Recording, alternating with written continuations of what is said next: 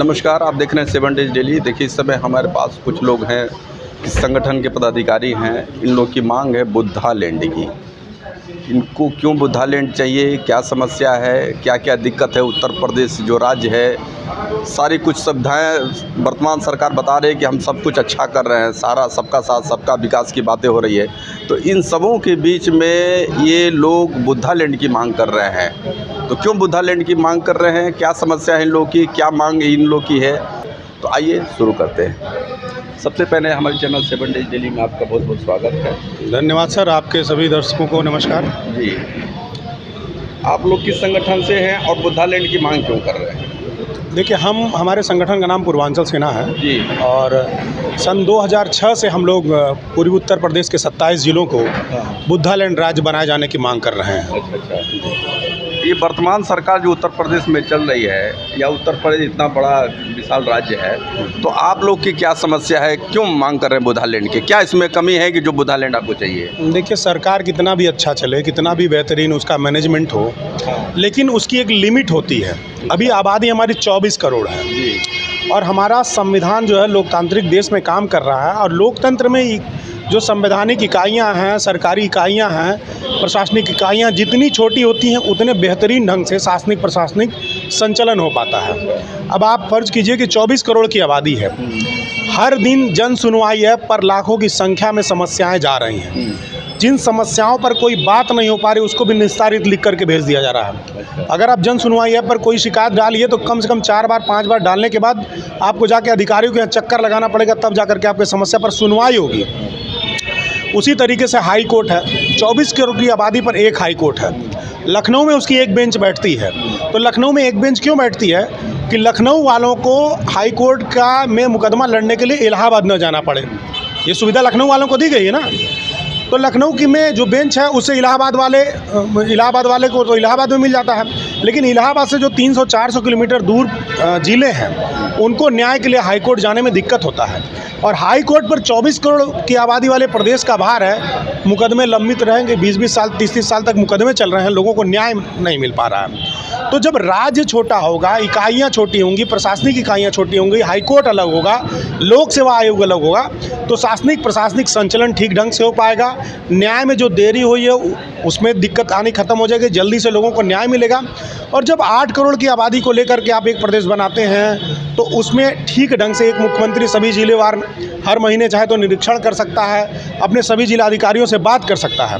लेकिन 24 करोड़ की भारी भरकम आबादी को जो है लेकर के एक मुख्यमंत्री कितना भी बेहतरीन उसका काम रहे नहीं चल सकता है। और मैं आपको बता दूं कि सरकार है तो सरकार अपना प्रचार करेगी, सरकार कहेगी कि हम बेहतर ढंग से काम कर रहे हैं, लेकिन जब हम उसका फैक्ट चेक करते हैं तो आज बताइए, आज से 50 से 60 हज़ार टिकट डेली बिक रहा है दिल्ली, बम्बई, कलकत्ता, चेन्नई, मद्रास के लिए।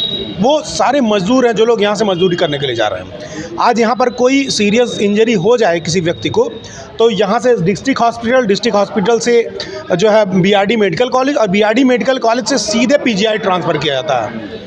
एम्स यहाँ पर बना हुआ है लेकिन उसको भेजा जाता है पीजीआई। क्योंकि पीजीआई जैसा यहाँ पर चिकित्सा की व्यवस्था यहाँ पर नहीं है। वही हाल एजुकेशन सिस्टम है। आज हमारे बच्चों को कोई तकनीकी शिक्षा लेनी हो तो केंद्रीय विश्वविद्यालय नहीं है, भाग करके दिल्ली जाना पड़ेगा, कम से कम बनारस तो जाना ही पड़ेगा। बनारस में एक बीएचयू कितने लोगों को, कितने विद्यार्थियों को शिक्षा दे पाएगा। उसके बाद आप देख लीजिए कि अगर उनको किसी बढ़िया परीक्षा की तैयारी करनी, सिविल सर्विसेज की तैयारी करनी है, तो वो कोटा जाएं या पुणे जाएं या दिल्ली जाएं। ये जो दूरी है, देरी है, मतलब चाहे हाई कोर्ट से दूरी हो, चाहे चिकित्सा के लिए दूरी हो या शिक्षा के लिए दूरी हो, और इनमें जो लगने वाली देरी है, ये दूरी और देरी मिल करके यहाँ के लोगों के लिए बहुत बड़ी दुश्वारी पैदा कर रही है। आम आदमी पिछड़ते चला जा रहा है। और देखिए, बेसिक इंफ्रास्ट्रक्चर पर कोई काम नहीं हो रहा हमारा, जिससे हम बूम कर सकते हैं। जैसे कि मान लीजिए गन्ने की खेती हमारे यहाँ होती थी। अंग्रेज़ों ने यहाँ 1942 में पहला चीनी मिल लगाया था प्रतापपुर में, और उसके बाद एक एक करके यहाँ पर 42 चीनी मिलें लगी। आज के डेट में लगभग सभी बंद हो चुकी हैं या बंद होने के कगार पे हैं। जो चल रही हैं उसमें चीनी मतलब गन्ना किसानों का इतना बकाया है कि गन्ना किसान वहाँ गन्ना दें कि ना दें वो बेचारे निर्णय नहीं ले पा रहे हैं, आत्महत्या करने के लिए मजबूर हैं। तो चीनी मिलों को शुरू कराना चाहिए था। जयसुखलाल हाथी परियोजना, जिसके कारण बाढ़ के पानी से हम सिंचाई कर सकते थे, बिजली पैदा कर सकते थे, उस परियोजना को लागू कराना चाहिए था। जो हमारे बौद्ध स्थल हैं, जिस तरह से पूरी दुनिया में मुसलमान मक्का मदीना जाना चाहते हैं, उसी तरह पूरी दुनिया के बौद्धिस्ट इस धरती पर आना चाहते हैं, कुशीनगर आना चाहते हैं, सारनाथ आना चाहते हैं, कपिलवस्तु आना चाहते हैं, लुम्बिनी आना चाहते हैं, महाराजगंज आना चाहते हैं। अगर इन बौद्ध स्थलों को ठीक ढंग से पर्यटन केंद्र के रूप में डेवलप कर दिया जाए तो मैं कहता हूँ कि पूरे उत्तर प्रदेश के लोगों को यहीं पर रोज़गार मिल जाएगा। विदेशी मुद्रा जो भारत सरकार को मिलेगी, कमाई होगी, वो अलग होगी। तो बुद्धा लैंड की मांग हमारी कोई अपनी मांग नहीं है, हमारी कोई मनगढ़ंत मांग नहीं है। यह मांग एक संवैधानिक मांग है। हमारे लोकतांत्रिक देश की दृष्टि से छोटे राज्यों का निर्माण बहुत ज़रूरी है और देश बड़ा होना चाहिए, राज्य छोटा होना चाहिए। अमेरिका में देखिए 50 करोड़ की आबादी है, वहाँ पर 25 राज्य हैं। मतलब हर 25 करोड़ की आबादी में 50 राज्य, हर 50 लाख की आबादी पर एक राज्य है वहाँ पर, और हमारे यहाँ 24 करोड़ की आबादी पर एक राज्य है। तो निश्चित तौर पर छोटा प्रदेश सुखी प्रदेश होगा।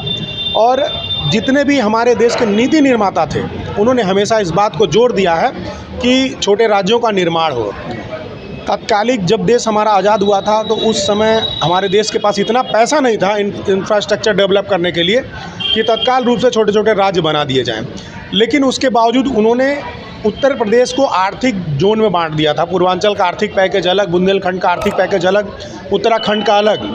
सन 2000 में उत्तर प्रदेश से एक राज्य अलग हुआ, जो उत्तराखंड के नाम से आज जो है अपना एक अलग राज्य बन चुका है। 4 राज्यों को बनाने के लिए प्रस्ताव बहन जी के समय में 2011 में विधानसभा से पारित करके केंद्र सरकार को भेजा गया था। उस समय केंद्र में कांग्रेस की सरकार थी। कांग्रेस ने मना कर दिया कि हम ये बंटवारा नहीं करेंगे। भारतीय जनता पार्टी विपक्ष में थी। भाजपा ने कहा कि जब हम सत्ता में आएंगे तब राज्य बनाएंगे। आज भारतीय जनता पार्टी प्रदेश में, केंद्र में, दोनों में पूर्ण बहुमत की सरकार है, ताकतवर सरकार है, लेकिन आज राज्य पर कोई बात नहीं हो रही है। राजनीतिक पार्टियों को क्या दिखता है कि 80 लोकसभा वाला क्षेत्र है, 403 विधानसभा सीटें हैं। अगर यूपी पर कब्जा होगा तो यूपी के बहाने हम दिल्ली पर भी कब्जा करेंगे।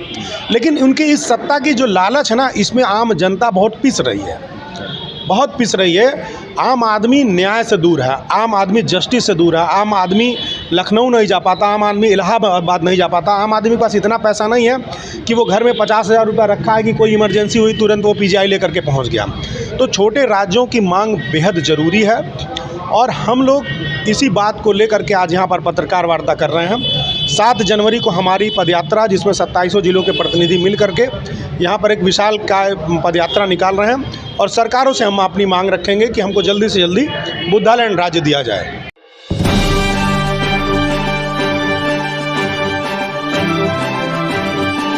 जैसे आप बुद्धा लैंड की मांग कर रहे हैं, तो अगर बुद्धा लैंड अगर मान लीजिए बनता है तो उसमें इतना अरबों खरबों का इंफ्रास्ट्रक्चर में पैसा खर्च होगा। तो जब इंफ्रास्ट्रक्चर में इतना खर्च होगा तो विकास कब होगा? सरकार वैसे भी तो इंफ्रास्ट्रक्चर में खर्च कर रही है। कर रही कि नहीं कर रही है? आप ये बताइए, सरकार के पास बड़े बड़े उद्योगपतियों का लाखों करोड़ रुपया कर्जा माफ़ कर देने के पास कितना पैसा है? राज्य बनाने के लिए पैसा नहीं है। हमारे देश में बहुत पैसा है, बहुत संसाधन है, लेकिन उसका उचित नियोजन नहीं किया जाता, उचित दोहन नहीं किया जाता, उचित इस्तेमाल नहीं किया जा रहा है। तो अगर सरकार इस समय ये बहाना करती है कि हमारे पास पैसा नहीं इंफ्रास्ट्रक्चर डेवलप करने के लिए, तो ये गलत बात है, ये गलत बात है। और विकास कैसे होगा? कोई भी नया राज्य बनता है 20 साल के लिए वो टैक्स फ्री होता है बड़े उद्योग धंधे के लिए। सारे उद्योग धंधों का जो आकर्षण का केंद्र वो हमारा प्रदेश हो जाएगा अगर हमारा राज्य अलग होता है तो। नई विधानसभा बनेगी, नई लोक सेवा आयोग गठित होगा, नए ऑफिस, नए कार्यालय बनेंगे, लोगों को रोज़गार नहीं मिलेगा, बहुत सारे लोगों को रोज़गार मिलेगा। और देखिए, आज दिल्ली से पैसा आता है, लखनऊ में ही फंस करके रह जाता है। जब से योगी जी मुख्यमंत्री हुए हैं तब से गोरखपुर का विकास हो पाया है। गोरखपुर के सरकार तो करे कि हम जो भी पैसा भेजते हैं 100% जो है जनता को लाभार्थी वर्ग तक पहुंच रहा है। आप ग्राउंड डिजिटल इंडिया के माध्यम से नहीं, ग्राउंड रिपोर्टिंग करिए, खाते में पैसा आ रहा है, ये एक चीज़ हुआ है। तो कह रहे हैं कि हमको राशन का सारा कुछ मिल रहा है और ये क्या नाम है, खाद का मिल रहा है, तो सारे कुछ उनको उनके खाते में मिल जा रहा है। नहीं, आप ये बताइए, जो खाते में पैसा आ रहा है वो बिना बाबू के संतुति से आ रहा है? बिना जो लेखपाल कानून को बाबू हैं बैठे हुए हैं उनकी बिना संस्तुति किया आ रहा है, उसी में तो भ्रष्टाचार है। जब तक वो लिख करके देंगे नहीं तब तक आपके खाते में पैसा नहीं आएगा। वो पहले ही आपके खाते में पैसा बाद में आ रहा, पहले ही 20,000 25,000 ले रहे हैं। तो देखिए भ्रष्टाचार की जड़ें बहुत गहराई तक हैं। मैं वही बात कह रहा हूँ कि अगर उसकी आज शिकायत करिए तो हर दिन लाखों करोड़ों की संख्या में शिकायतें जा रही हैं, जिसका निस्तारण एक सरकार के द्वारा कर पाना संभव नहीं है। इसमें आपने अपने पोस्टर में लिखा हुआ जातिवाद भी हो रहा है, तो जातिवाद कहाँ हो रही है? देखिए जाति जो समस्या है हमारे देश की, देखिए हमारे प्रदेश में लोगों को रोज़गार नहीं मिला तो वो बाहर का रुख किए, लेकिन जिस समय यहाँ पर खेतियाँ थीं और खेती जिनके हाथों में थी उनके जातिवाद से त्रस्त होकर के लोगों ने बाहर जाने के लिए सोचा। अच्छा, ठीक है। और आप देखिए कि एक सरकार योजना चलाती है कि इंटर कास्ट मैरिज करने वालों को वो 50,000 रुपये देगी। अभी हम आंकड़ा निकाल रहे हैं, किसी को कहीं नहीं मिल रहा है। इंटर कास्ट मैरिजेज के लिए सरकार अप्लाई करेंगे तो मिलेगा, अप्लाई जो करेगा उसको मिलेगा। सरकार को प्रचार भी तो करना चाहिए। जैसे मान लीजिए सारे वेबसाइट में तो उसका सारा उल्लेख है। देखिए अभी RTE आया है, RET मतलब राइट टू एजुकेशन एक्ट जो है, राइट टू एजुकेशन एक्ट में 25% गरीब बच्चों को स्कूल में फ्री पढ़ाना है, हर स्कूल को, लेकिन सरकार इसका प्रचार क्यों नहीं कर रही है? हम लिख करके दे रहे हैं, सरकार को बोल रहे हैं, DM को बोल रहे हैं कि आप इसको विज्ञापन दीजिए कि ये RTE सरकार लेकर गए, राइट टू एजुकेशन एक्ट लेकर के आई है और इस राइट टू एजुकेशन एक्ट के तहत जो है गरीब बच्चों को निःशुल्क सुविधा शिक्षा मिलेगी, चाहे वो कितना भी महंगा स्कूल हो। सरकार क्यों नहीं प्रचार कर रही है? तो सरकार की देखिए मंशा क्या है। जातीय जब हम बात करते हैं, जातीय राजनीति की बात करते हैं तो हमारे लिए आसान हो जाता है। अगर हम किसी जाति के हैं तो हम अपनी जाति का 50 ठो क्या करेंगे, खोज लेंगे कि हमारी जाति को यहाँ पीटा गया, यहाँ पीटा गया, यहाँ पीटा गया, जबकि पीटे सब जा रहा है, सबके साथ अपराध हो रहा है, सबके साथ अन्याय हो रहा है। ऐसा नहीं है किसी एक जाति के साथ हो रहा है, लेकिन हम अपनी जाति का आंकड़ा इकट्ठा करेंगे, उसको पेपर पर लिखेंगे और अपनी जाति के बीच जाकर के सभा करेंगे और उन लोगों को बताएंगे देखो हमारी जाति की ज़मीन यहाँ लूटी गई, हमारी जाति की लड़की के साथ ये दुर्व्यवहार किया गया, हमारे जाति के व्यक्ति को यहाँ पर पीटा गया, यहाँ पर मारा गया, या हमारे जाति के व्यक्ति को यहाँ पर सताया जा रहा है। तो वो आंकड़ा दिखा करके हम अपने जाति के लोगों को इकट्ठा करेंगे। और राजनीति में यही चल रहा है, राजनीति में लोग अपनी अपनी जात को इकट्ठा कर रहे हैं और जो सत्ताधारी पार्टी उसको ले जा करके अपनी जाति को बेच दे रहे हैं। तो जातिवादी पार्टियाँ ज़्यादातर अब देख रहे हैं, हर जाति की अपनी एक अलग पार्टी बढ़ती जा रही है। इसके पीछे क्या कारण आपको? उसके पीछे अशिक्षा है, उसके पीछे रोजगार का अभाव है। जिस दिन युवाओं को पार्टी बना रही है तो अशिक्षा है उसमें। बिल्कुल, जिस दिन रोजगार लोगों को मिलने लगेगा, रोजी रोटी में जुड़ जाएंगे, उस दिन से ये लोग जो है झंडे के पीछे दौड़ना बंद कर देंगे। ठीक है। प्राइमरी एजुकेशन का लेवल हम लोगों को हायर करना पड़ेगा। जो नई एजुकेशन पॉलिसी है उसमें कुछ नैतिक शिक्षाएं का जो लेसन है उसको समाहित करना पड़ेगा। और देखिए क्या होता है ना कि नफ़रत की जब बात होती है, नफ़रत की राजनीति होती है, हम किसी भी रूप में करें तो वो हमारे घर तक आती है। अगर हम बंटवारे की बात करेंगे तो इस देश में पहले हिंदू मुस्लिम सिख ईसाई का बंटवारा होगा, हिंदू मुस्लिम सिख ईसाई का बंटवारा होने के बाद फिर अपनी अपनी मुस्लिमों में सिया सुन्नी का बंटवारा होगा, हिंदुओं में ब्राह्मण क्षत्रिय वैश्य शूद्र का बंटवारा होगा, फिर शूद्रों में पासी धोबी चमार का बंटवारा होगा। तो जो बंटवारे की बात होगी है ना, अगर ऊपर करिए तो उसका असर नीचे तक आएगा। तो हमारी सरकारें वर्तमान में मुझे लगता है कि इस पर ज़्यादा फोकस कर रही हैं कि बंटवारे की बात हो, तुष्टीकरण की बात हो, और उसका एक असर आ रहा है। समझ रहे बात को? सरकार ऐसी कोई योजना नहीं चला रही, सरकार ऐसा कोई प्रोत्साहन नहीं दे रही कि जातिवाद खत्म हो, कास्टिज़म खत्म हो, धार्मिक उन्माद खत्म हो, सांप्रदायिकता खत्म हो। लेकिन इसी के बीच में हम लोग इस मुद्दे पर बात कर रहे हैं कि देखो हमारी ज़रूरत क्या है। हमारी ज़रूरत ये है कि हमको जल्दी से न्याय मिल जाए। हमारी ज़रूरत ये है कि हमको जब रोज़गार की तलाश में दिल्ली मुंबई न जाना पड़े। आज के समय में लड़का शादी कर रहा है अपनी जवान बीवी को, बच्चों को, बूढ़े माँ बाप को छोड़ करके दिल्ली मुंबई जाके काम कर रहा है। तो हमारी ज़रूरत क्या है कि हमको यहीं पर रोज़गार मिल जाए, यहीं पर काम मिल जाए। और इसीलिए जाति विहीन समाज की बात हम करते हैं, संप्रदाय विहीन समाज की बात करते हैं। केवल डेवलपमेंट की बात को लेकर के हम लोग अपने बुद्धालैंड राज्य की मांग कर रहे हैं। जो बुद्धालैंड जो आपने नाम रखा हुआ है, तो बुद्धालैंड ही क्यों? देखिए, जो भी राज्य देश में बने हैं उनकी अपनी एक विशेषता होती है और वो विशेषता उनके सांस्कृतिक ऐतिहासिक धरोहर से जुड़ी होती है।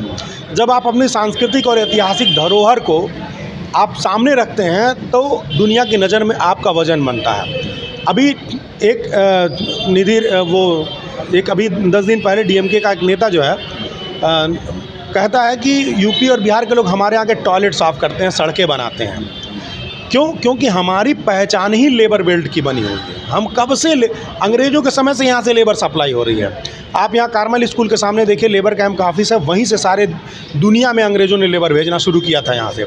और अंग्रेज़ों के जाने के बाद से यहाँ से हर दिन 50,000 60,000 टिकट बिक रहा है गोरखपुर मंडल से, और लोग जो दिल्ली, मुंबई, चेन्नई, कलकत्ता जा रहे हैं नौकरी करने के लिए। इसका तो नाम से उससे क्या बता रहे हैं, हम नाम से बता रहे हैं। तो लेबर बेल्ट की जो पहचान है वो इसलिए है क्योंकि हमने अपनी असली पहचान को महत्व ही नहीं दिया। आप सोचिए, यहाँ पर राम है, यहाँ बुद्ध हैं, यहाँ कबीर हैं। अकेले बुद्ध के नाम पर यहाँ पर कुशीनगर है, इसी क्षेत्र में आपका उनका जन्म स्थल लुम्बिनी यहीं से सटा हुआ है, उनका कपिलवस्तु महल यहीं पर है, ननिहाल उनका महाराजगंज यहीं पर है, सारनाथ यहीं पर है। ये सारा जो सर्किट है ना, ये बुद्ध से जुड़ा हुआ है, और पूरी दुनिया के लोग बुद्ध को देखने के लिए, बुद्ध की माटी को चूमने के लिए यहाँ आना चाहते हैं। तो जो हमारी बौद्ध संस्कृति है, जिस बुद्ध की वजह से आज हमारे प्रधानमंत्री हो, मुख्यमंत्री हो, पूरी दुनिया में कहीं पे भी जाते हैं तो कहते हैं मैं बुद्ध के देश से आया हूँ। लेकिन जैसा कि आपने बोला अभी, प्रधानमंत्री जी कहा बुद्ध के देश से आए हैं, हाँ। तो जितना बजट जो है अयोध्या को मिल रहा है, उतना बजट कुशीनगर को मिल रहा है क्या? नहीं, ऐसा नहीं है। कुशीनगर के साथ निश्चित तौर पर सौतेलापन किया जा रहा है। अगर देखिए, वहाँ उसको हम लोगों को कंपेयर नहीं करना चाहिए। वहाँ अयोध्या में भी एक बहुत बड़ी आस्था जुड़ी हुई है, पूरे देश की आस्था जुड़ी हुई है। लेकिन अगर उसके साथ साथ जैसे अयोध्या का विकास, अयोध्या में पैसे खर्च हो रहा है, उसी तरह से हम कुशीनगर में खर्च कर दें, कपिलवस्तु में खर्च कर दें, सारनाथ में खर्च कर दें।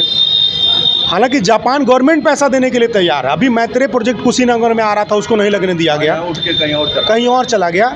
तो जो अगर इसको डेवलप किया जाए तो ये एक अंतर्राष्ट्रीय पर्यटन का केंद्र बनेगा। इसमें अंतर्राष्ट्रीय स्तर पर चाइना, जापान, ताइवान, कोरिया के लोगों की आस्था जुड़ी हुई है। यहाँ पर राम में तो मान लीजिए हमारे देश के लोगों की आस्था है, लेकिन बुद्ध में पूरी दुनिया की आस्था है। लाइट ऑफ एशिया कहा जाता था बुद्ध को, तो उसका हमको फ़ायदा लेना चाहिए। और बुद्धालैंड नाम में वही कैलिबर है। जब हम बुद्धालैंड नाम रखेंगे तो पूरी दुनिया में जो हमारा लेबर बेल्ट वाला चेहरा ना, वो हट करके यहाँ पर जो बौद्धिक क्रांति हुई थी पूरी दुनिया में बुद्ध के रूप में, वो चेहरा हमारा सामने आ जाएगा। तो हम इस नाते बुद्धालैंड नाम रखे हुए हैं। ये हमारा कोई अंतिम निर्णय नहीं है। अगर हमारे समाज के, हमारे देश के बुद्धिजीवी लोग जैसा चाहेंगे वैसा नाम रख लेंगे। ज़रूरत यह है कि राज्य को छोटा बनाया जाए, अलग इकाइयाँ बनाएं। मुख्य मोटो आपका ये है कि राज्य छोटा चाहिए आपको, पूर्वांचल राज्य की तरफ से। जी जी जी। तो अभी आपने सुना, हम बात कर रहे थे पूर्वांचल सेना के पदाधिकारी से, जो अभी बुद्धालैंड की मांग कर रहे हैं लोग। अभी कुछ दिन के बाद ये लोग पदयात्रा निकालने वाले हैं। तो इन्हीं सब विषयों के साथ इस कड़ी को हम यहीं समाप्त करते हैं। हमसे बात करने के लिए आपका बहुत बहुत धन्यवाद।